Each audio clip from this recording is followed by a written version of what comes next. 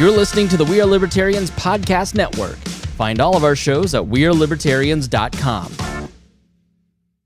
Our goal at the Chris Spangle Show is to help you sound smarter while talking with your friends. If you struggle to understand politics, we explain it from an independent libertarian perspective with all of the irreverence modern politics deserves.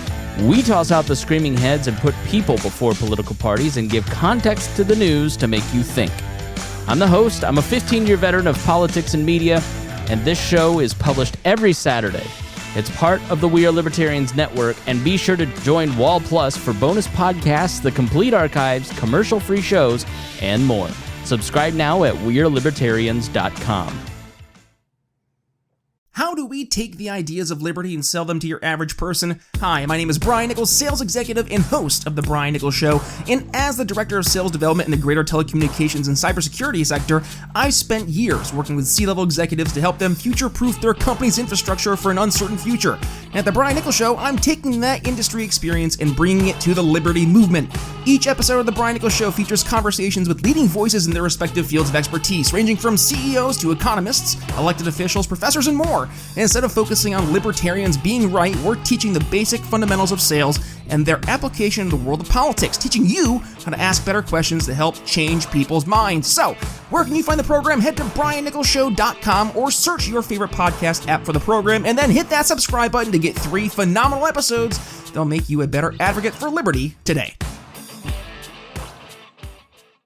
You're listening to the We Are Libertarians network. Learn more at wearelibertarians.com.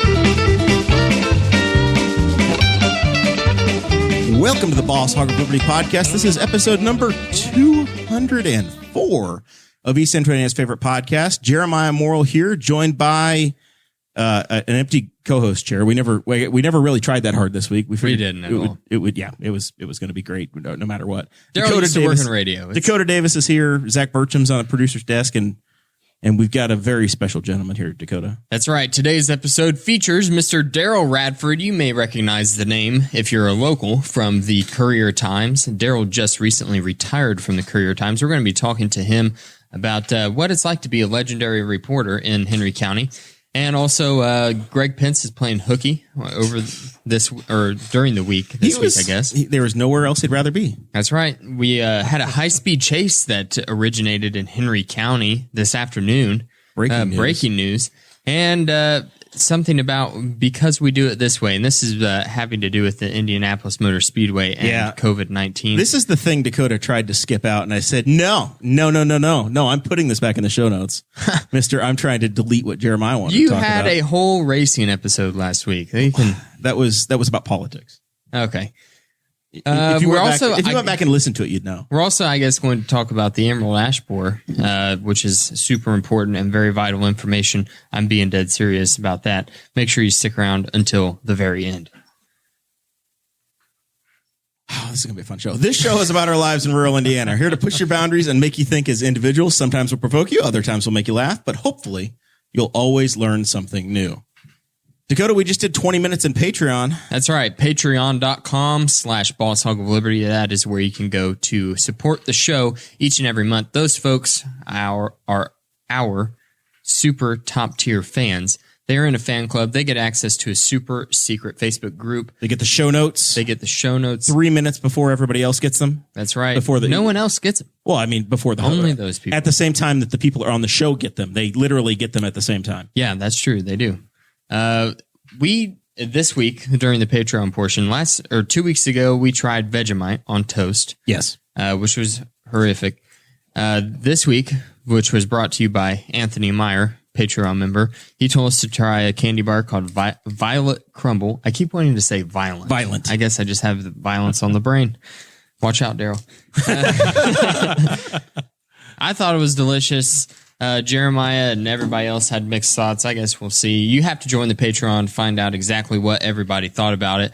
You can start at $5 a month. You can go all the way up to however. There's no limit at the top.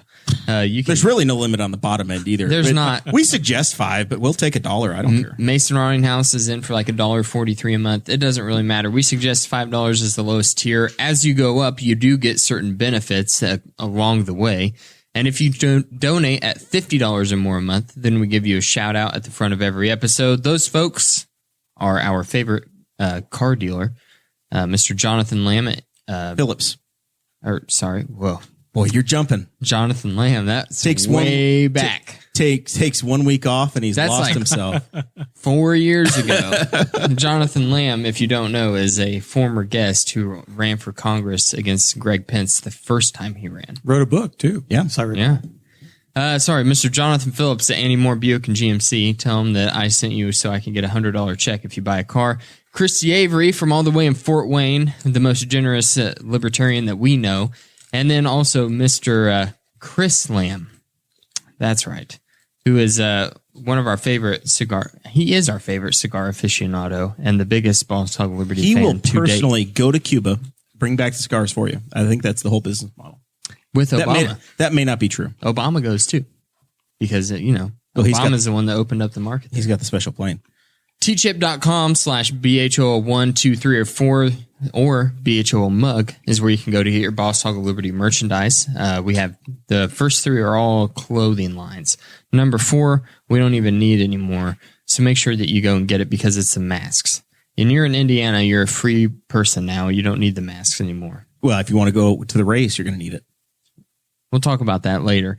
And then BHOL mug, we have ceramic mugs. And they look like they're just black regular mugs. Whenever you pour your coffee into it, the color changes and reveals the Boss Hog of Liberty logo. Producer Zach Burcham is going to put all of those links in the show note or in the show notes in the live stream chat. And that'll make it easier for you to click on them. I think that's Are you settled? I think that's done. You took Patreon is how we pay for the show. It's very important. I was talking to Darrel before the show, and Darrel was telling me that his son likes to listen to the Joe Rogan Experience podcast. I also like to listen to it. That's what the sticker is on the somewhere I'm pointing behind me, the Run JRE sticker. I'm also a fan of that podcast, and one thing that I've picked up from there is the ad breaks in the middle of the shows are super annoying. Joe Rogan doesn't do that. He doesn't like to stop his show and do an ad read. If you listen to Ben Shapiro, for example, he's one of the absolute worst. I can't even stand to listen to You'll be mid-conversation with Darrel, and all of a sudden it's 3 minutes for a supplement. And it's like every 10 minutes. It's like actual radio, which is like the opposite of what we're trying to do with podcasts. We're trying to just have conversations with our guests. Patreon.com/Boss Hog of Liberty. That is how we can keep from doing the advertisements mid-show all the time. We don't want to have to do that. And thankfully, so far we haven't really had to, but everybody could help. We really don't make any money off this show. We just try to make sure that it pays for itself. This is a break-even business. Yeah. It covers barely, expenses. just barely. I always tell people this is like my golf game. It's a golf game hobby that pays for itself. And, it still doesn't actually totally pay for itself. You and I both have things that we have to pay for. Yeah, we do some stuff on our own. Yeah. So that's okay. We're kind of close. We make it work. Close enough for government work. That's right. Darrel, let's talk about you for a minute. I gave you the title of a legendary reporter from Henry County because I know for as long as I've been reading the paper, your name has appeared under every single article about public meetings that I can ever remember. Well, you're very kind. I have been around for a while. I don't know if legendary is accurate or not, but I started writing when I was 17 years old. I was a senior at Blue River High School and was fortunate enough, a classmate of mine, her mother worked at the Henry County News Republican. You're not that old because you didn't say at Moreland High School or Mount Summit High School, right? My first 6 years were at Moreland. All right. In fact, I remember going home for lunch. I had never set foot into a cafeteria until I was in the 7th grade. I went home for lunch every day. It was great. I had a great childhood. But this friend of mine in high school, her name was Donann Hoopengarner. Her mother worked at the Henry County News Republican. I asked her, I said, "Hey, I'm interested. Is there any way I can write sports?" And so I started writing sports for the Henry County News Republican, met Miles Marshall, and I'm sure that you have some of your listeners who will remember that name. Miles was a politician here. He was the Henry County clerk for, I think, 2 terms. He was an excellent speaker.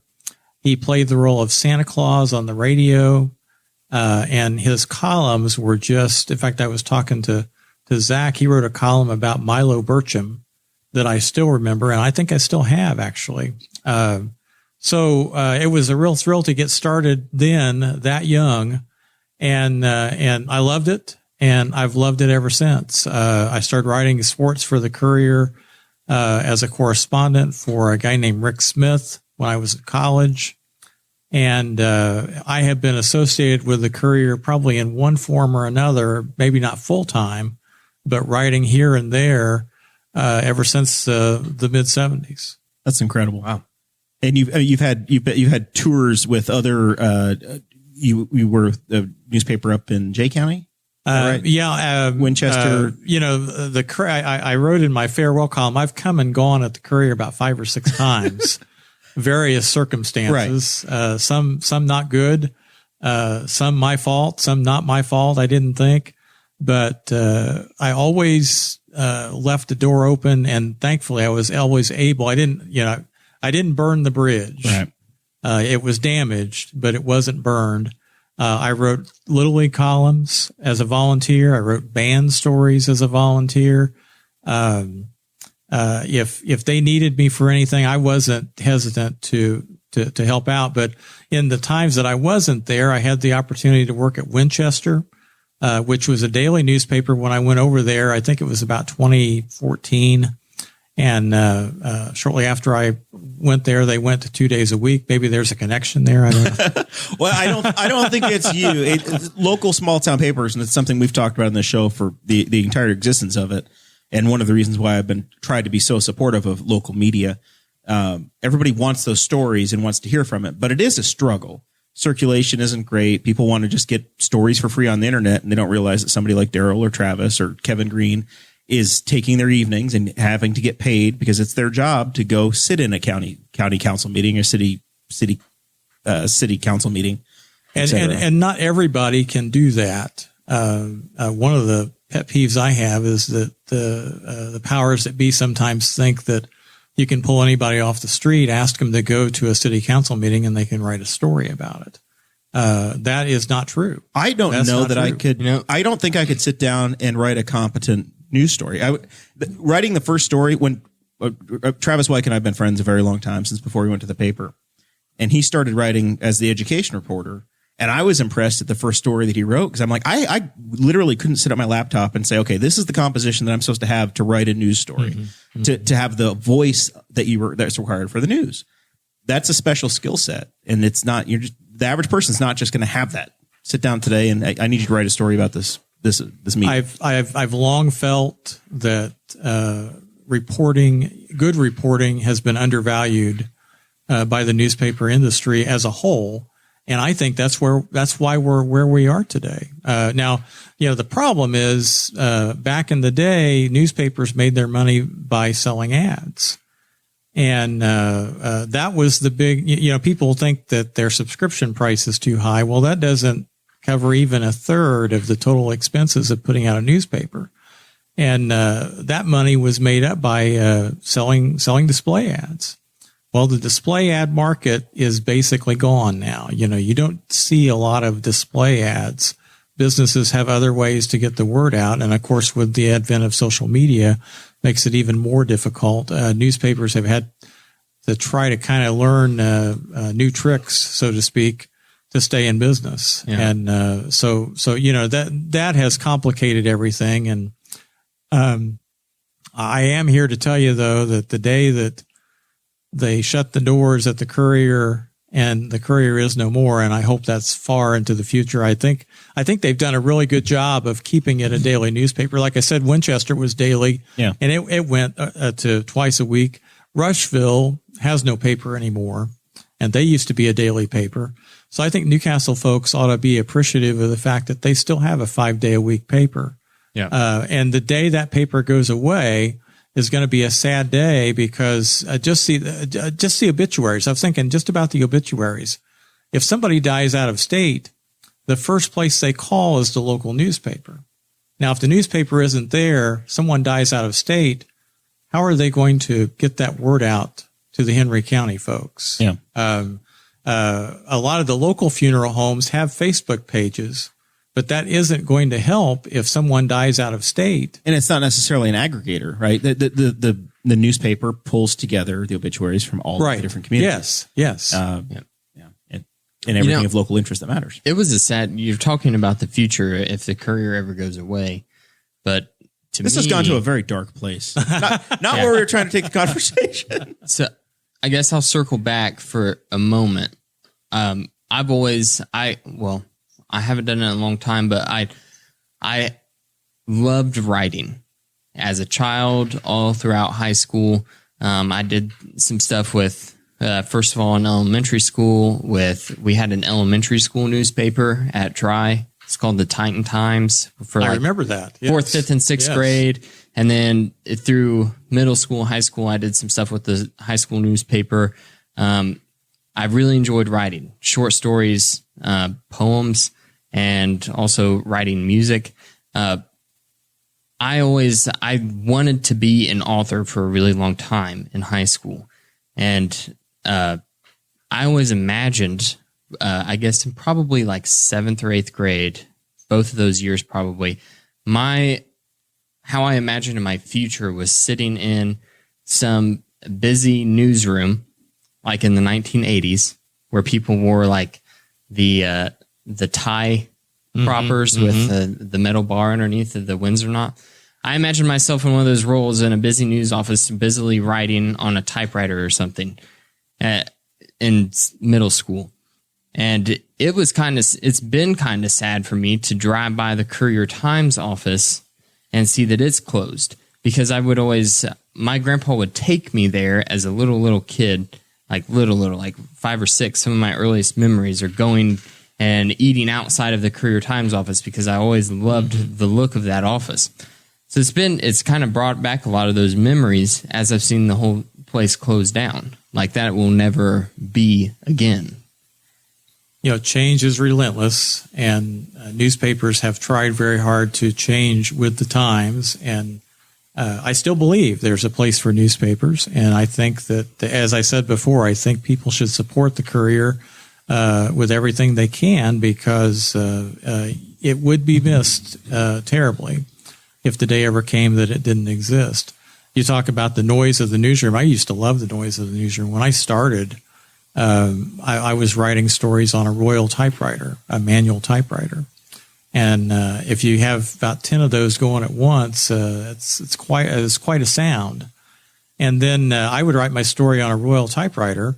I would hand it to somebody who then retyped it. I was going to ask, you're literally analog typing this yourself, and then you've got somebody else that's going to put it in the type to put it in the newspaper. Yes. And that's after your editor said it's okay. Yes. She would retype it, and the whole place is filled with cigarette smoke and. Yeah. Well, and talk about smoke-filled rooms. I mean, when I covered city council meetings back in the 80s. Apparently, Newports are illegal now. That happened yesterday. So no more cigarettes. If I came home after a council meeting, my wife would say, "Get those clothes off and take a shower, and or stay out in the garage," because it was pretty bad. Darrell, you're making me nostalgic for a time I never even knew. So you would go to a county council meeting and there were ashtrays on the table. Yeah. People smoking. Yeah. And now Aaron Dickin wants to take away your ability to even smoke on the sidewalk. I remember going to Bob Evans with my grandpa and him smoking while we ate lunch. If that counts for anything. My elementary school principal. Am I old now? In the building. When I was like first, second grade, our elementary school principal smoked in the building. Oh boy! He would walk the hall. He was smoking a pipe, so at least it smelled good. But he would be walking the hall smoking a pipe in elementary school when I was a kid. So yeah, different time. Dick Leach was the God rest his soul. He was a great guy. I always enjoyed talking to Dick. He always had a big cigar at the council meetings. County council. No, city council. Okay. City council. Yes. Yeah. Yeah. In fact, I wrote a feature story about him when he retired, and I mentioned the cigar, and he called me and he said, "Well, that's a good story, Darrell, but I quit smoking cigars about 3 years ago." At least that's what the insurance company thought.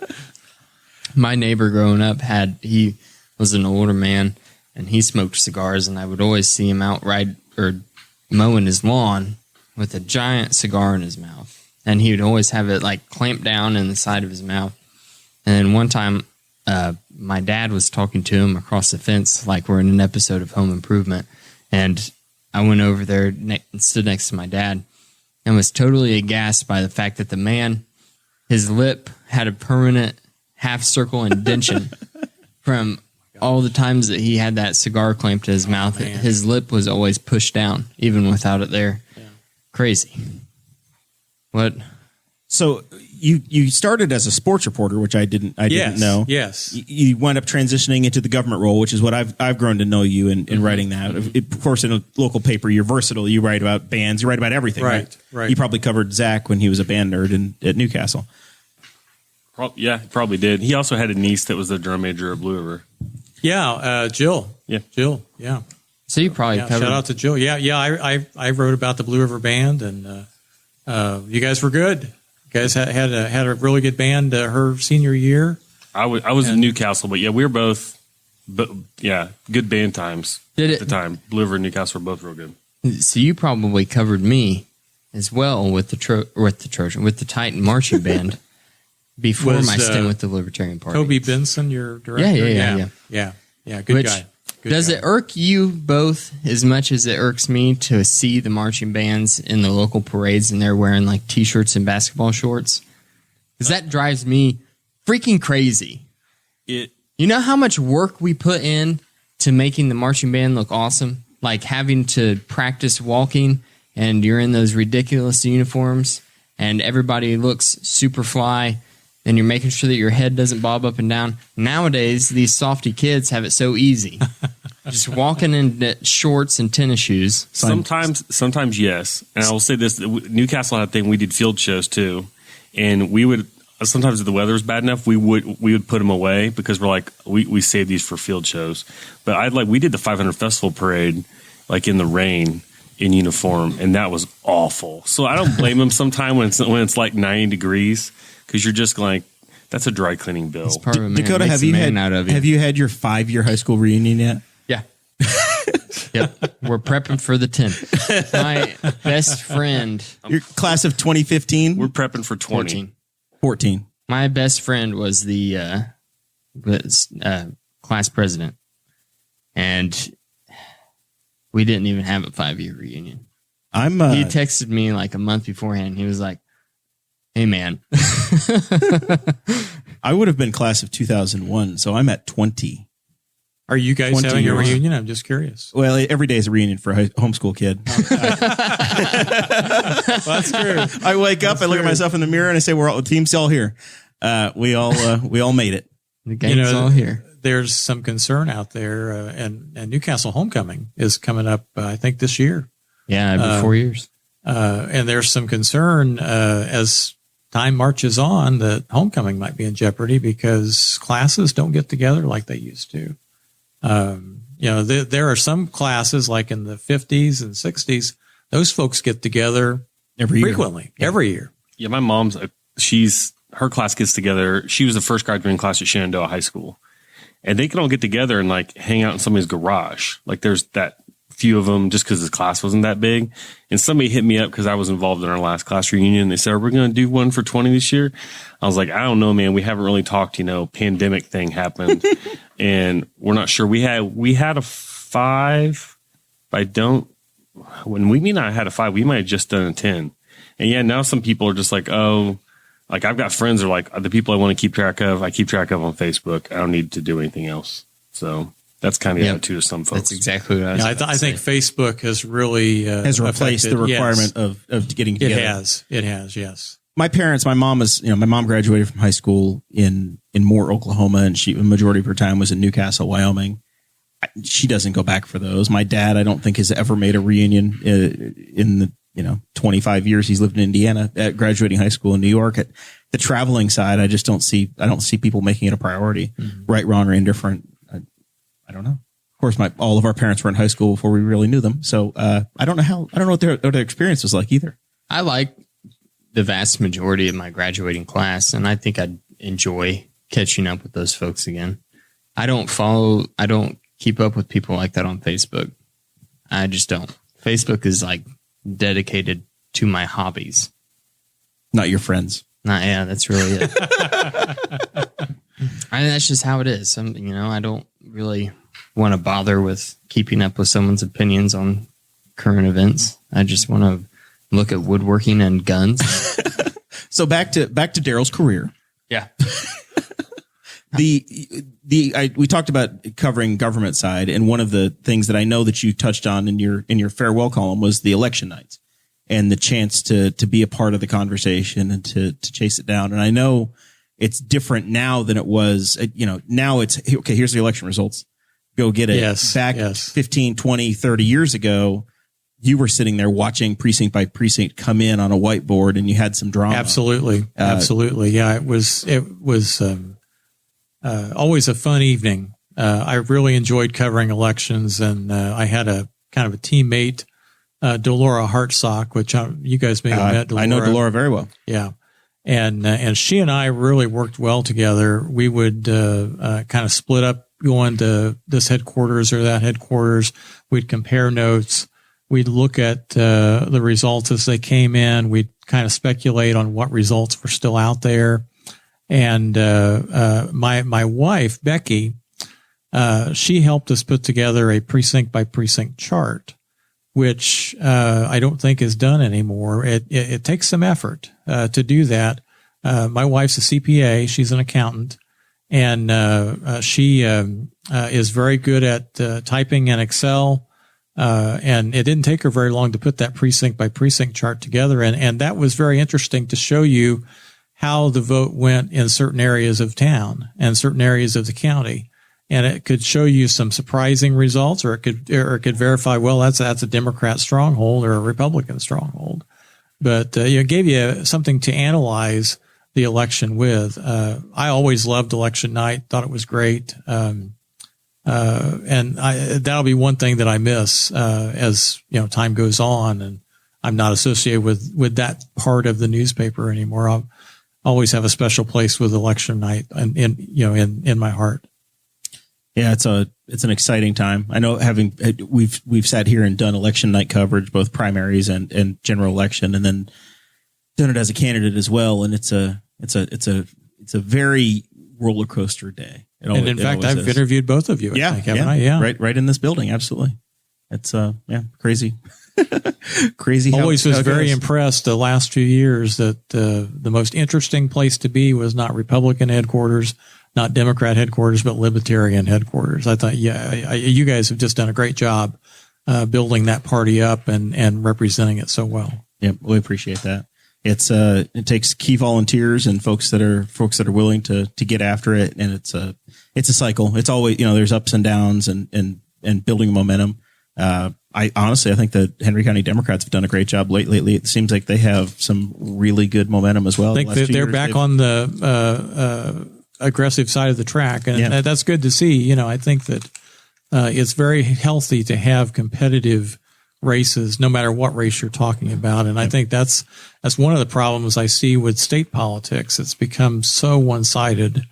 I forget what is it 37 to 30? Well, it was 37-13 when I was there. It may be 41-9 now. The state senate. Yeah, state senate. So in between your roles on the reporting side, you have had some dabbling in politics. Yes. You got to work for the Indiana State Senate, the Republican caucus. Yes. You did you were their spin guy for a few years. The title was senior writer and editor. And wait a minute. You worked for the government news agency before Mike Pence invented it? State-run news. You were the guy? That position actually was created for me.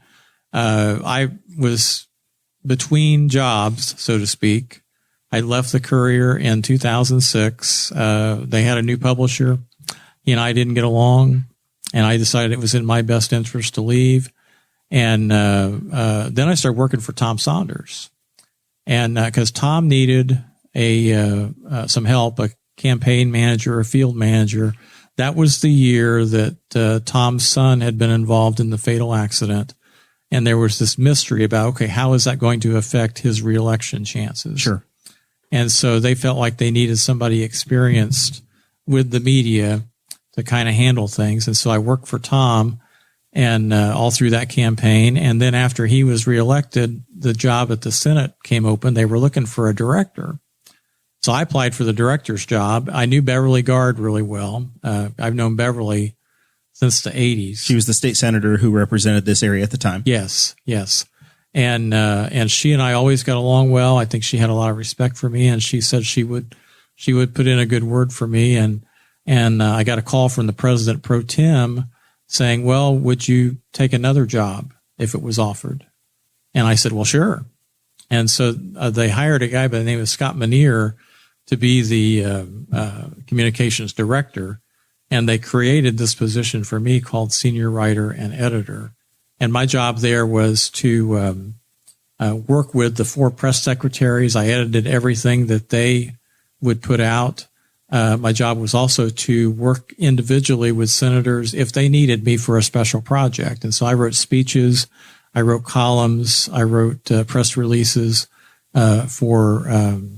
I think at one time I had done something for every senator there, which at the time was 37. So was this a state of Indiana job or a political job for the senators? This was technically, it was a state of Indiana job. Interesting. Because they funded the public relations aspect for both the Republicans and the Democrats. The Democrats had an office too. Sure.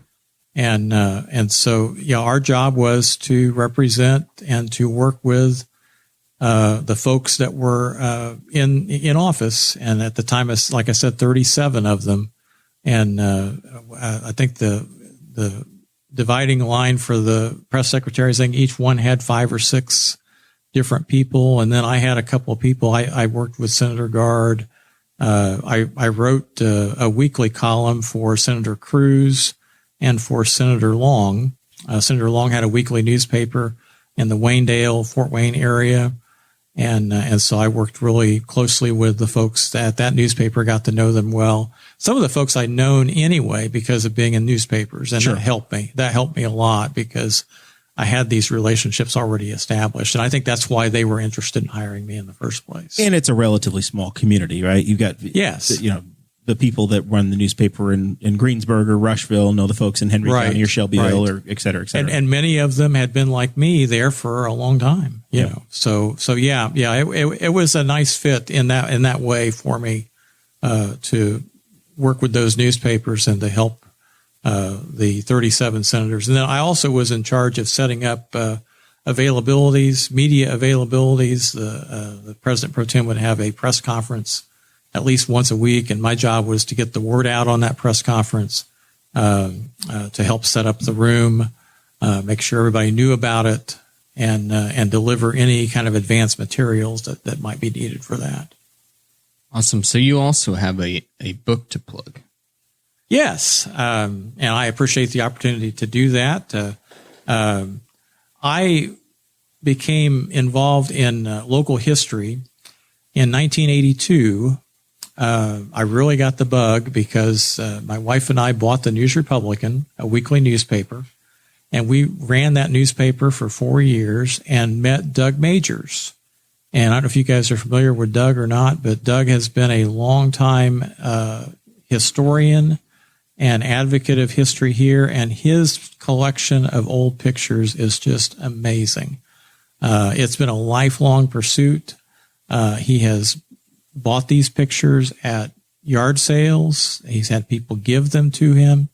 And I would say he's probably got thousands of old pictures. Of Henry County and Newcastle history. Of Newcastle and Henry County. And so this particular book that I have is called Images of America, Newcastle. And it's done by the Arcadia people. And it turned out really well. It's 2013 was when we published it. And I have some copies, and It has probably 180 pictures in it, and it's got some short vignettes with those photos to talk about the history of Newcastle. And I would like to offer these books for sale on your program, if it's okay with you guys. Certainly. If you mention to me in an email that you heard about this on Boss Hog of Liberty, I will sell the book, which normally sells for $20. I'll sell it to you for $15. There we go. And if someone wants to buy this out of state and have it mailed to them, I don't know if you have any out of state listeners or not. All the way to Hawaii. All the way to Hawaii. Yeah. If you will send me your address, I will pay the postage and the book cost of the book would be $20. You'd have to send me a check for $20, but I will pay the postage, and would like to offer that for anybody that doesn't live in the Newcastle area That needs it mailed. So what kind of date range are we talking about? We're talking from founding until the 60s, 70s. What kind of stuff are we talking? It ranges from probably the late 1800s all the way up to the 1970s, I would say. You get some actually greenhouses in there. 1980, yes, we do. All right. Greenhouses. Well, it's worth the money just for the greenhouses. 1980s, because we've got Steve Alford in this book. The definitive beautiful explanation as to why we're the Rose City right there. Yes. This community has so much history. It's just and I really was quite ignorant of it until I'd met Doug. I got to give a lot of credit to Doug Majors, because he's the one that kind of inspired me to get involved in local history and to start writing columns about it. Doug and I did a book in 1992, and it's a great big coffee table type book, and it's called Newcastle: A Pictorial History. And 3,000 copies of that were printed. They're all gone now. And the way this current book came about in 2013 was that a young man by the name of Ben Badgley called me, said, I think we need another book. He was interested in participating in a reprint of the 1992 book. Well, that company that printed that book is no longer in business. And they offered to sell us the manuscripts of it, or the templates of it, but the price was just so not workable, unbelievable. Astronomical. It just was not workable, and so we decided to come up with kind of a different book. There are some pictures in this book that are in the other book, and there are some pictures in this book that are not in the other book. But it kind of accomplishes the same purpose. It promotes Newcastle history. I think it's an interesting selection of photos. And like I say, it ranges from the late 1800s all the way up to just from the top of my head, some Newcastle history that's around. We've got one of the original auto factories, the old Maxwell factory was here in town. Yes. Jesse French pianos were here. I know that from breaking my back carrying one into Aaron Dickens' basement when he moved. There's a picture in this book, the Images of America book, of Vice President Charles Fairbanks, and he's riding in an open vehicle. And he's standing up and he's waving.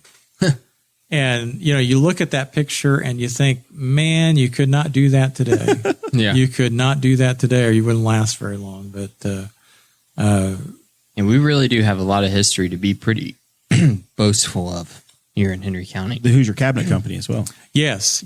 And there is material in here about the Hoosier Kitchen Cabinet. And, those things were sent everywhere. The roses were sent everywhere. The automobile heritage is so rich and so deep here, and I think always will be, even though the factories are gone. I still think that the work ethic that is still here with those folks is a heritage that thankfully remains. And, some of the factories are gone, but Grady's still very much involved in manufacturing of automobiles now. TS Tech goes directly into the Honda assembly plant that's just down the road in Greensburg. So there's, I think it's it's still a real strength of Henry County to show that this area knows how to manufacture things. Yep. One of some of the coolest pictures that I've seen, and I don't know if you know Richard Ratcliffe. He also has a huge rival historian. That's like picking I have tremendous respect for Dick, and in fact, Dick did a book called Henry County at the Millennium. It's like the Jets and the Sharks, and you're just dragging it out here, Dakota. Yep. He has some really cool pictures of, and there's some of like a Newcastle downtown in like the late 50s.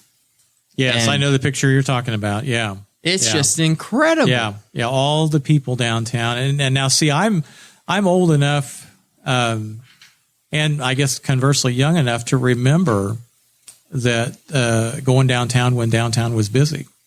You guys have never experienced that probably.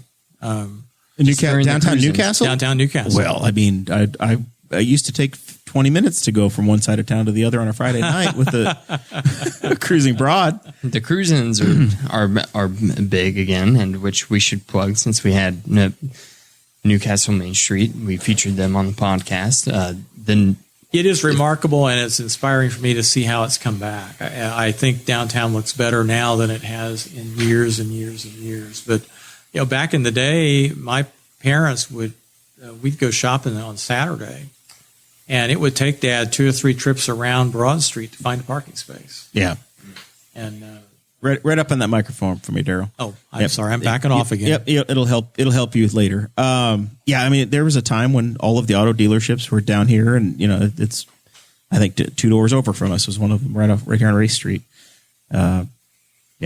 Always changing, just like the newspaper business. Yes, it's always change changing. is relentless. Yes, but now it's become more than a commerce place. Downtown, their downtown communities, and Newcastle is doing it as much.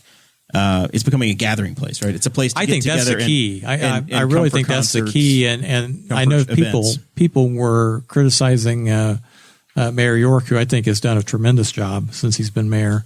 They were criticizing him for 1400 Plaza.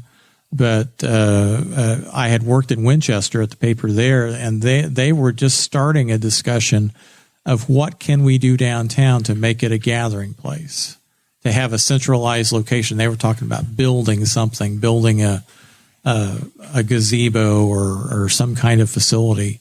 And I think Newcastle has done the right thing with 1400 Plaza because it's so versatile. And I think as years go by, you're just going to see more and more activity there with the concerts, with the cruise-ins, with the farmers market, which has been extremely popular, and with other things that are possible now because of 1400 Plaza. Yeah, they're very complimentary. The Arts Park, 1400 Plaza, the restaurants, and hopefully additional businesses that are going to locate downtown. Cruising this Saturday happening. Is it May 1st? What's the auto that's featured, Mr. Burcham? Do you know? I don't think they're doing features this year. It's not Mopar night? I don't know. They always waited so late to do. Excuse me. That was one of those things I was like, man, they would wait so long to do Mopar night. I was like, this is Newcastle. When I was a kid, every night was Mopar night. On street. Like that was kind of a thing. But I don't rolling in your neon. I think they're still doing like a slightly tapered back version so far this year. It's pretty cool. I enjoy the cruise-ins. We plan on going to this one as well. Let's talk, speaking about things that are big in the community, let's talk a little bit about Greg Pence. Did you watch the president's speech last night? I did not. Darrell, did you tune in? I didn't tune in live. I did watch some of the reporting afterwards. Yeah. I did not, but same thing. I listened to some of the media accounts this morning. I wasn't under the weather, but I went to bed early yesterday. So I listened to the Google machine explain to me what happened, and I heard that there was not full attendance. Yes. At the deal, and they had the 6 foot distancing, and apparently our congressman took the distancing so to heart. He was very serious about it. That he was, I believe, in Fayette County at a Republican dinner. He was. He's in Fayette County, Indiana, at a Lincoln Day dinner. And he just said, he made a Facebook post and he said, there is no place that I would rather be tonight. Yeah.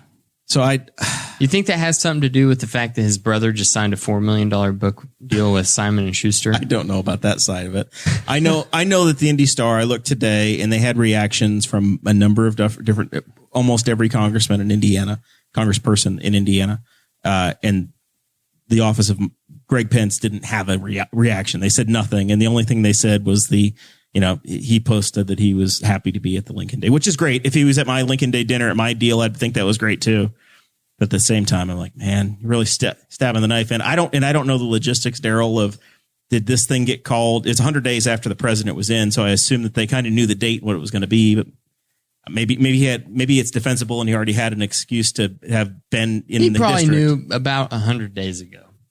It's possible that he had this scheduled before and this was scheduled first and he felt out of obligation to the folks over there that he should attend this. But, as we go forward in trying to mend this country from its political civil warfare, I think that it behooves all the state representatives to do what they can to work together, to try to find some common ground. It's very upsetting to me that we still have the my way or the highway politics, and compromise seems to be a forgotten word. I had heard somebody say when the presidential campaign was going on that if Biden won, the job of Republicans would be to oppose him at every turn and to make sure there was nothing that he could claim credit for. And I thought, how sad is that? Because we've got all these problems in America. How is that solving problems? Everyone, Republican, Democrat, Libertarian, everyone should be focused on solving problems and not putting another political feather in their hat. And I don't know when that's ever going to end. It's very frustrating to me. And, I saw some of it firsthand when I worked at the State House. Politics has gotten to be such a terrible scourge that gets in the way of solving problems. When we were going through campaign cycles, and you were excellent at this, of moderating events, forums, getting candidates engaged, our current Congressman Pence, hasn't done a debate in his entire time from when he declared that he was going to run until now. The only availability he ever has is if you show up at a Republican event. If you show up at a Lincoln Day, you might meet him. I've yet to meet the guy, and I've tried. He's been invited down here many times. Unfortunately, the way that maps are drawn, this is all that he has to do. But I'm not sure that it's good for the conversation or for the country to have somebody that can just behave this way. And it's definitely isn't. It definitely isn't. And I can guarantee you that there are advisors talking to him in his ear saying, "Don't go to this. Yeah. There's no need for you to go to this." It's only downside. Right. Yeah. Right. Yeah. The only thing that can happen is something that would be negative to you or to a future campaign. And again, are we really in the best interest of solving problems with that kind of mindset? I think you and I talked on Messenger earlier today, and I posed the question: where are the statesmen? Do we have any more statesmen? People that can work with others across the aisle. Now, some will tell you that does happen behind the scenes, and the news media doesn't pick up on it. And the news media is probably another problem. I mean, I'm to the point sometimes, Jeremiah, where I can't hardly stand to watch the evening news. And there's a running joke between my wife and I of how many minutes of Meet the Press I can stand. I'll turn Meet the Press on and, okay, is it going to be 7 this week, 10 this week? When is Chuck Todd going to tick me off to the point where I just turn it off or turn the channel? And I think it's unfortunate. I think it's unfortunate the direction that politics has taken. And I think until we get to the point where we focus more on problems than we do on political parties, it's not going to change. It's not going to change. I thought that was awful to hear that if Biden wins, the Republicans' job is to make sure that he doesn't get anything passed that he can take credit for. And that's not what I send my representatives to do. I send them there to solve problems. Send them there to go do the work, right? I want them to solve problems. And, the day when we don't have any problems, okay, you can play politics all you want. The immigration situation. How long has immigration been a problem? Yeah, well, it hasn't been wholeheartedly addressed since the Ronald Reagan administration. Yeah, right? At least 40 years. Right. And, there's been talk of a major infrastructure bill. That's the next thing, right? They got their coronavirus solution and now it's infrastructure. Well, infrastructure is taking the conversation the last 2 months has been, well, let's define infrastructure in a way that one side gets everything they want and the other side doesn't have to participate. Sometimes it seems to me that there needs to be a change in the structure of what constitutes a bill, and that these amendments that are thrown into the bill at the last minute, those ought to be limited. And I know the Senate had a rule when we were there that it has to be germane. Right. But germane probably has a definition that's really, really broad. In Indiana, the General Assembly seems to do a much better job of legislators actually serving on committees, working on legislation. You have an author, it goes through a process, and the committees actually do the work. In DC, it's 4 or 5 people make a decision, and then the bill comes out, and it never goes through a committee. It never goes through a first reading, second reading. It's here it is. You guys, yes or no? Let's go and move on to the next one. And more often than not, it's like 100 pages long or 200 pages long, and nobody has a clue. They give it to you at the last minute, so there's no time to really. I mean, who knows what's in it? And then you ask the whip what you're supposed to do, and they say yes. So you go, all righty, here we go. Or they title it like the Clean Air Act. You're not going to vote no against clean air. But meanwhile, in the middle of the Clean Air Act, it's like, we're going to add $300 million a year for funding for Saudi Arabia. Huh? Jeremiah, I want to know where all the ink is going to come from to keep printing this money. From what I hear, President Biden had some really good ideas, and the Democrats as a party have had some really good ideas, and they're hard to argue with. How in the world are we going to pay for it? We haven't stopped spending in years. Both groups, right? Both parties that have held Congress, both that have held. I don't think anybody takes it seriously any longer. I remember when Mitch Daniels was toying around with an idea of running for president. Mm-hmm. And I think his campaign focus was going to be called, we've got to deal with the big red menace. And the big red menace is the debt. Yeah. Deficit spending and debt. And in some ways I was disappointed that he didn't make a run, because I think that he might have been the voice needed to stop this madness, to stop this spending madness. And I'm not sure that there's an end in sight for that. Once your side gets to be in charge, you don't care anymore. Yeah. Coming from the third party side, coming from the libertarian side, you can just literally watch. I'm in charge today, and Dakota's side's not, and then we're just when we change seats, we're gonna change notes, and we're gonna talk the other side. It's just theater. That's all it is. My brother, who's a retired accountant, he used to have a saying. He said, "It's the golden rule. Those who have the gold make the rules." Yeah. Speaking of numbers that are really high, we had a truck that exceeded 100 miles per hour in Henry County today. And that's newsworthy? Yeah. Listen, we've talked about the max speeds that we've reached in our vehicles. I think all three of us have on this show before. But the only difference is we didn't have 15 police cars following us at the time.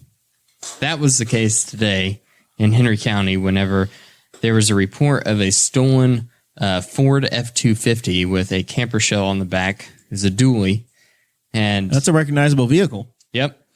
I heard the sirens on that. I live just off Western Road, and I heard a series of sirens, and it really piqued my interest. I thought something big is going on, because it sounded like 6 or 7 vehicles at least. It was, yeah. A Newcastle police officer heard that there was a stolen vehicle, and then he happened to see it at a stoplight and thought, that looks a lot like that stolen vehicle that I've heard about. So he decides to try to pull the vehicle over, and the dude doesn't stop. He just... It got exciting, huh? Mm-hmm. He acted like he was going to stop for a second. And then as soon as the police officer slowed down, he guns it. He just takes off going down, I think it was 3. Southbound on State Road 3 to, Yep. it sounds like it wound up in Hancock County and then in Rush County. So this is quite the chase. He acted like he was going to stop at the Casey's General Store. Well, that's where in all the Newcastle. police are. It's a great place to stop and turn yourself in. And then he went, haha, joke's on you. And he went back on Riley Road and just took off going. He went to Riley. No wonder my wife said she heard all the sirens today living in that He neighborhood. went through the middle of Newcastle. Wow. Where there's kids and people. Like, it's a good thing it was a nasty rainy day and there wasn't anybody out except for Zach Burcham running. Zach, did you get run over today? No, I waited till the rain was over before, and I usually I'll get on the sidewalk if I hear sirens. But So yeah, this guy he gets out on the open road and they're saying he's going 80 miles an hour. He's going 90 miles an hour. We've reached 100 miles an hour. This is on 40. And then they're like, we're going to put out the stop sticks in Knightstown, which are these, it's basically how you stop a vehicle. It blows the tires.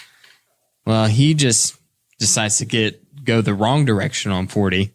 Cross the median? And he's like, I see the stop sticks. I'm no idiot. And he just goes in the wrong direction, gets around him, and gets back on the other side of 40.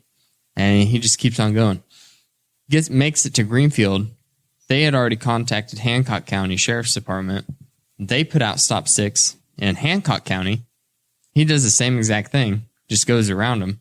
I don't know why they weren't like... Maybe they need longer stop sticks. curb to curb, guys. Curb to curb. Yeah. On a divided highway, it becomes more difficult. There's a video that I saw of that a person made in Greenfield. It's the middle of downtown Greenfield. Like, you can see the signs on the stoplights where it's like 109 is that way. It's amazing that nobody was hurt. Yeah. It's just I amazing. missed most of this story. I saw the little Channel 6 one, and I was surprised that one of their reporters was out there, but obviously this went on for quite some time. It went on for an hour. A full hour. He led the police on Did they the chase. stop for fuel? It's a big In diesel. Greenfield. It's probably got a 50-gallon diesel tank on it. Just outside of Greenfield, he's like, I'm going to make a turn to the south. So he cuts it south, winds up in Rush County, goes off the road. I don't know if they put out stop sticks again or what, but he goes off the road and he's driving in a cornfield to get away from the cops, and then stops his vehicle, probably because the cornfield is muddy right now, and he gets stuck because, Well, the picture I saw, it looked like he might have made contact with one of those heavy-duty utility poles. There's a picture of the truck. The left rear wheel is not facing in the direction it should be facing. Yeah. And there's a steel utility pole on the ground behind it. So I don't understand the mindset of someone who gets involved in something like that. I mean, does he really think it's going to end well? Well, what's funny is there was another chase in Henry County last weekend, Friday night, and it went through a friend's yard, a friend of mine. And I saw the post. He slept through it completely, and his wife kind of recalls waking up and hearing sirens and seeing lights, but they live on a highway, so it's not uncommon to have them go by the house. He comes into town, runs with me. He gets home, and he looks, and it looks like an episode of The Dukes of Hazzard's been filmed in his yard. There's just tracks off the highway, just weaving through his yard, like between some trees, and then across the fence line. And he's taking pictures and sending them to me. He thought this was hilarious. And then when he crossed the fence line, they ran over a fence post. There's parts of the car just strewn in the field. And then that's evidently where the chase ended. But yeah, it was the same thing. I was like, the minute he left the road, unless that guy was going to go full send through a creek, it's done. He's caught. There's no way he's getting away. This guy got out of the truck, and decided to take off running. Yeah, a canine was involved, right? He hides behind a bar. He's like, I'm going to dart behind this bar. I don't know what bar it was. They said it was a bar, but I heard on the scanner barn, but the article I read said bar. Fake news. Yeah, whatever. We'll go with their story. And then they released the dogs, and they got him. And they called, the last thing that I heard on the scanner, because I was listening to it, I was riding my bike, and my wife texted me, and she's like, oh my God, look in the Henry County Scanners group right now. And I was like, I read the post, and the admin of that group was just constantly updating everything she heard on the scanner. So I pulled up my scanner app and was listening to it. And the last thing that I heard on the scanner app before they took it offline for some reason was they were calling the medics. So the Henry County Scanner Facebook page is really, really a nice page. She does a good job. Great admiration for Rhonda and I think is it Carrie, I think is the other one. So does this make for a big day in the newsroom if something like this happens, Darrell? Yes, generally speaking, yes. Well, now see, back in the day, we would have the scanner. We had scanners in the newsroom the whole time I was there as managing editor. And the scanner has disappeared. That's another thing that I missed when I went back, was that the scanner was no longer there. And there's an argument to be had that, people think when something like that happens, we ought to get out there and start chasing them right away.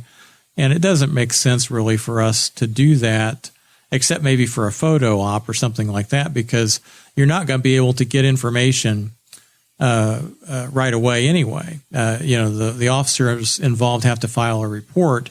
And so it's not good use of newspaper time anymore, because our resources are scattered so thin to chase something like that. That's the kind of a thing that you wait until the event is over and then you talk to the officer.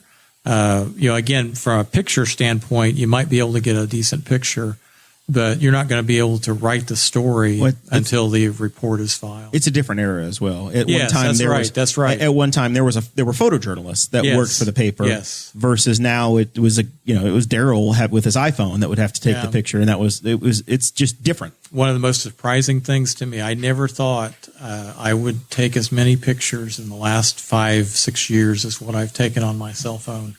The joke was at home, if there was a picture to be taken at an event, you didn't want me to take it. Becky usually took it because she didn't like the way I took pictures. I wasn't very good then, and I've gotten a little better now because you have to do it. Yeah. You just have to do it. There's no other, it's expected. Right. They used to send John. John used to be the John, guy and before Courier. John, Ron Tower. Do you guys know Ron? Yep. Ron was in the 90s. Ron was doing it as well. Yeah, Ron and I went to ball games together. Before Ron, or actually during the time he served, Ernie Klotz. You guys recognize that name? Is that related to Katie? No, I don't think so. Okay. I think that it's Klotz. I think. Okay. It's not Klontz. It's Klontz. Klotz. Okay. All right. But Ernie was kind of a legend back in those days because you'd see him at all the accidents. You'd see him at a lot of the major functions. And it was such a great relief as a reporter to go to a game or go to an event, and all you had to worry about was taking notes. You had to get the story. And somebody else took care of the pictures. And, now when I retired, if I had to go cover an event, a lot of times I would not take a notebook with me. I would take my tape recorder, and I would tape record the event, and I would take pictures while the tape recorder was running because I had to take pictures. There was no other photographer available. And then that created a more arduous process because then you got to go home. Now you're linearly going back through it again. You're going back through it again. Exactly. So it took a little more time that way.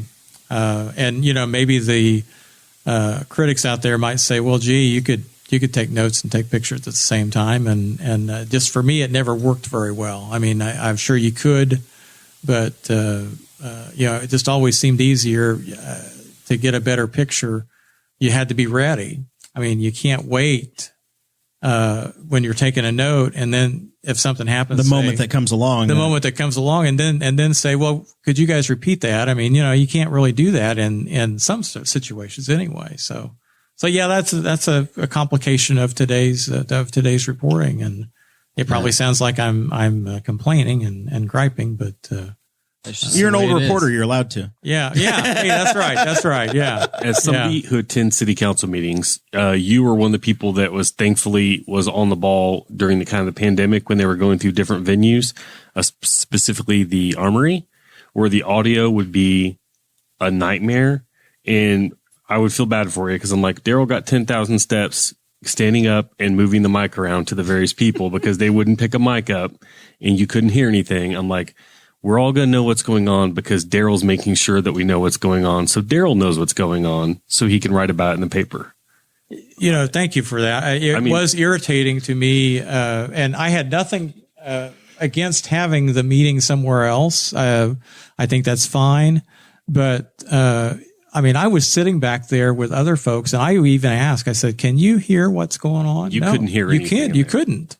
And, these are important issues. Why have a public meeting if no one can hear?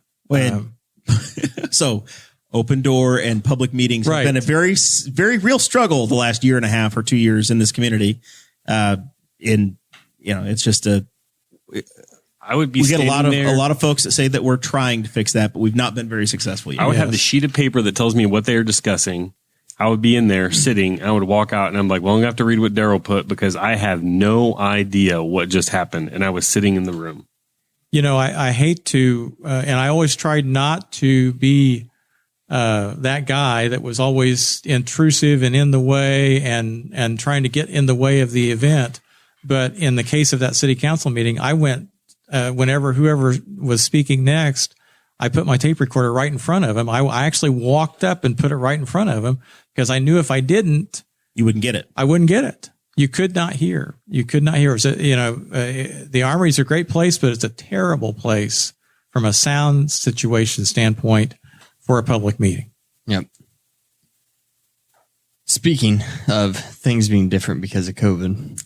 So James Briggs is the editorial writer for the Indianapolis Star now. And I don't find a lot of times where my opinions and James Briggs' opinions cross. And maybe that's the way editorial writers are supposed to be. They're supposed to just tick you off and irritate you. But today he wrote something that I said, damn it, the guy's finally right. He said that the IMS gate temperature scanning, Indianapolis Motor Speedway is getting ready to have 135,000 fans Memorial Day weekend.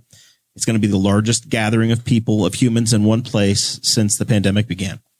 IMS has been doing all kinds of vaccinations. They've been doing great work. And we have become conditioned as we go to these events that there are certain things that we do. You're expected to have a mask, so you're going to get free hand sanitizer when you go. You're going to get your temperature taken. We've just gotten this routine of if you're going to do an event with all these people, this is just the stuff we do. And James is pointing out that the science doesn't say that we need to be doing these temperature scans anymore. And this is the largest gathering of humans for a sporting event. And it's going to be a precedent setter that if we do it now, if we do it for this event, the next thing's going to copy it, right? The next big race, the football games this fall, et cetera, Pacer games, whatever we get into. And he says everybody passes. Nobody has a problem. By the way, you're walking at half a mile or a mile from your car on what might be a 90-degree day. So you're going to get a false positive of being hot anyway. And the first few weeks the fever was what mattered. Everybody was worried about the fever. Now we've determined that you don't have to have, you can be COVID positive, or fever is not really correlated. So James wrote the story saying, hey, we've got the chance here to stop this, to not set this precedent. And he made the point of the TSA in the theater that's there as well. And it got me thinking, and I was hoping you guys would weigh in and brainstorm a little bit or have this conversation. It's the same as taking off your shoes in the airport or not being able to take your bottle of water through. And I'll get into the beetles in a second too, which I think is the ash borer beetle. But is the guy nuts? Is he crazy? Or are we just griping about anything to gripe now? Or are we just mad, Dakota? No, I think he's right. At this point, I think that we just need to go. We have a vaccine. President Biden said last night that we have 200 million needles in arms. And that's a big milestone. The census said we have 330 million people in this country now. And with those numbers, we're already over what Fauci first said could be considered herd immunity in this nation. So at this point, you've got the shot or you're comfortable with not having the shot. It's an outdoor event. It's outdoor event. This virus, the data says that it dies in sunlight. They're going to be socially distanced. You know, you're not going to be sitting directly next to anybody that you didn't show up with. What my point is just we just need to get back to actual normal, not new normal. The way things were in November of 2019, not the way things are. Nothing new. It just needs to be back to where it was. I think we're close. I don't know that facilitators, the owner of an event, the promoter of an event is willing to be the first one to say, yep, we're completely normal. There's risk to that of the optics of the big problem happened at your event. Yeah, it's the optics of it. The it. PGA doesn't want to say, well, you know what happened at the U.S. Open this year or at the Masters, that all these people got together in Georgia and everybody got sick because nobody wore masks. So you know what I say to those people? Grow some balls.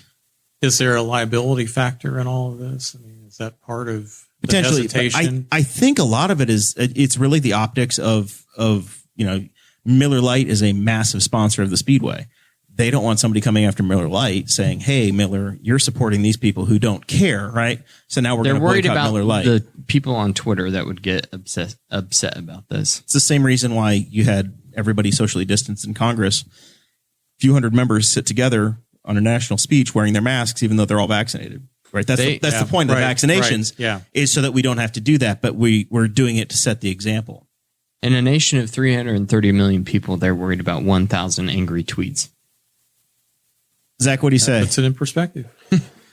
Yeah, if it doesn't help, it's not going to help. It's also going to add another choke point. It's going to slow things down getting people in. And the worst moment for people getting congested will be getting into the track because everybody will show up at about the same time. They're going to stack up at the same moment. The closest I've ever been to anybody is not in the grandstands. It's waiting when I'm in a group of probably 20,000 people standing on Georgetown waiting to get through security.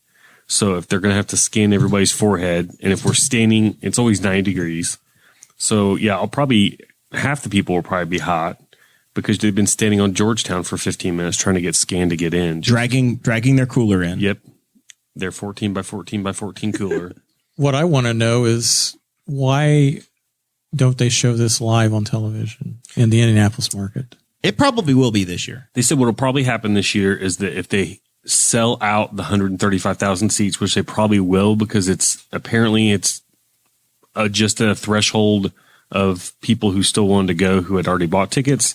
If they sell that out, they will probably do it, but they will wait until they have hit capacity.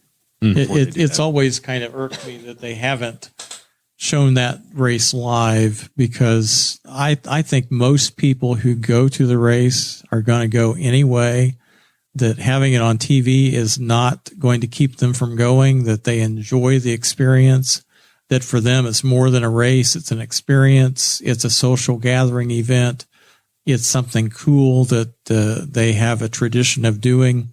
And I see no reason why that race should not be aired live. Why there's a local blackout. Yes. Yeah. It goes back. It's very similar to the NFL's rules with blackouts and what they would have. And if they weren't officially sold out, I think it's aired live twice now, Zach, in my memory. It aired live in 2016 for the 100th running. That race was sold out. When it was truly sold out and they quit selling general admission tickets. And then last year, because nobody was allowed in, it was shown live.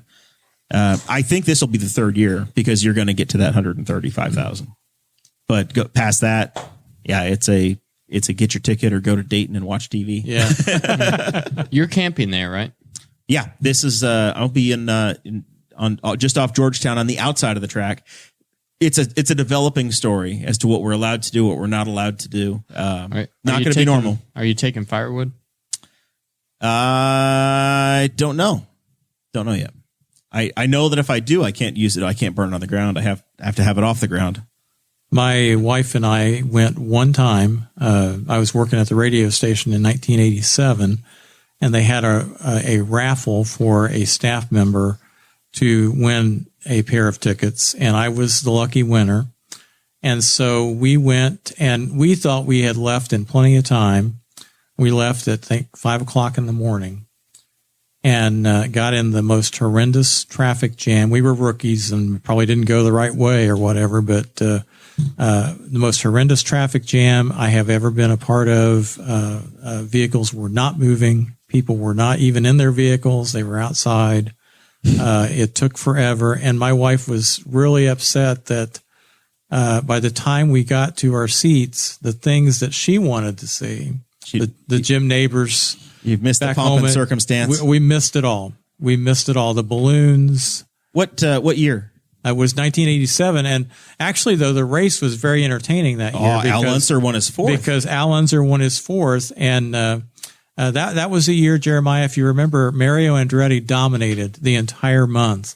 And I kid you not, broke on the backstretch. During the race, we were sitting right there on the main straightaway, great seats. And you'd see Mario come around the corner, and you'd see him disappear around the other corner, and there was no other car behind him. He was gone before the next car came around him. That's how far ahead he was. And then when he had the problem and Roberto Guerrero took over first place, the roar of that crowd was just unbelievable. And I don't know. I don't know if there's a dislike of the Andretti family there, or if it was just the moment that Roberto Guerrero, well, I don't know if he was rookie that year or what, took over first place, but then he had problems, and then Al Unser was just in the right place at the right time and won number 4. In a car that started the month of May in a museum in Pennsylvania. Yeah, what a story. Yeah, that's an all-time epic one. And Mario never did win another, and his son and grandson haven't either. Yeah. What are you upset about with the ash trees? So here's the deal. What do you have against them? We can't bring firewood into parks, into state parks, into campgrounds, and it's the same. It's the same theater conversation. There was a rule that was put in place 15 years ago that said, don't bring firewood from out of your community, out of your county. Don't bring it in from more than 15 or 20 miles away, because you're going to bring this beetle in, which, by the way, has killed every damn ash tree that we have now. They're dead and gone and done, but we're still worried about the bugs. We're still worried about the emerald ash borer beetle. So it's the same thing. We do it always this way, so we're done. We're not going to have our shoes on in the airport. We're going to take a temperature check, because that's what we do now when you come into the speedway, and you have to buy your firewood from the gas station that's been kiln dried, or they're selling it at the venue. Now it becomes, hey, it's a revenue stream where we've got businesses and industries that are set up so that I have to sell you this firewood. It used to be that you could bring in your firewood if it's debarked. Yeah. Yeah. It's debarked. Yeah. Which, you're going to debark your firewood, right? We always did. Sure. Just another example of not a big liberties going away, isn't it?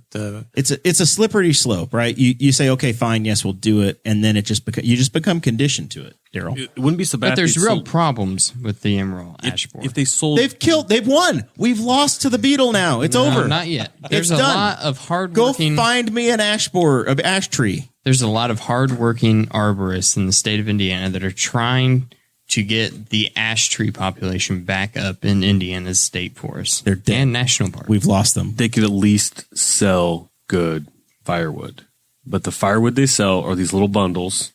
They're about the size of I'll a agree with basketball in that. diameter.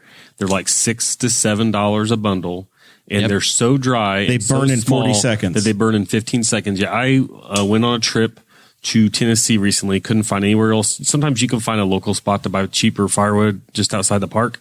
Yep. That's acceptable, but there was no place near this place because the campground was in the middle of nowhere, and I spent $78 on firewood in 4 days. Wow. And I'm like, that's stupid. And my brother made the mistake of going to a park, and they said, hey, did you bring your own firewood? And he's like, yeah. And like, is it debarked? And he's like, no. And they confiscated it and threw it in a dumpster, and then gave him 2 free bundles of wood for his troubles and said, you can keep what you can burn the next 6 hours. By the way, you're the first person to ever admit to bringing firewood in. And they told him that. Yeah. Yeah, you never admit to it. My dad had a shell on the back of his truck, and we would always bring in ash tree because we had a big Because they're ash dead. Because the Beatles won. But if a tree is dead for a long time, you cut it down, you split all the wood, the vast majority of the bark is just going to come off. I have some old firewood in my house, and it's naturally debarked. Yeah. So it's just kind of, it works out. Nature Nature finds a way. I was trying to tie that back into that, but it's not really. It's not the same. It's okay. The Jeff Goldblum quote. Yeah. Life finds a way. I feel like we can give up. We've lost the battle to the Beatles. We can have our firewood back. Well, the first year that Audrey and I moved into our house, we had to cut down 9 dead ash trees. Yeah, because they already won. They won before you were out of high school. No, they haven't won yet. Give up the dream. They're working. I can remember at one point they were quarantine counties a long time ago, and it was you weren't supposed to rate from one kind to another, but now the whole state's Another problem brought to us by China. How it is. Buckle up for the cicada. I bet the cicadas are involved. It's big cicada. Cicada. They are cicadas. They're the ones that are going to be responsible for you the have lived in Henry County for the past 27 years of your life. Let me have this one word. You screw up 45 different words a month. I'm gonna go with cicada. Cicada. That's not. Is that even? Do they even say it like that in New York? Well, how would you pronounce the word? It's cicada. You're drunk. All right, Zach. Final thoughts. Anything we forgot? No, not off the top of my head. Let me give that email address again for the book. Absolutely. And I forget if I gave it the first time or not. Well, we'll end up tagging you in this as well. So okay. people, we'll tag you on the Facebook side. Okay. But what is the email address? The email address is d.radford, RADFORD, at Comcast.net. At Comcast.net. d.radford at Comcast.net. Send me an email. Tell me you heard this and that you'd like a copy of the book.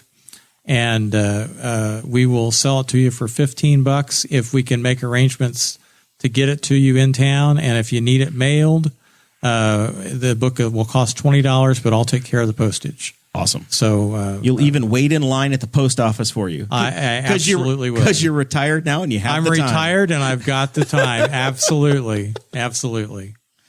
Dakota, my cousin Donnie's in the chat, and he wants to. He's a first responder in Florida, and he wants to remind us to push the vaccines. I got my last one this week. I remember Donnie on Thursday. Donnie's a former guest on the show. Yep, American hero, fireman, rescue squad. I've had both of mine EMT. And had no problems with mine, and I would encourage people to, now my son Derek, he's a conspiracy theorist, and there's no way in heck he's going to get that, but I encourage people to do, and my wife and I, neither one had any problems with the vaccine. We got the Moderna one. My wife and I got the Pfizer. Sarah had a little struggle on Saturday. She got a little cold and shivery, but she lived. We made it through.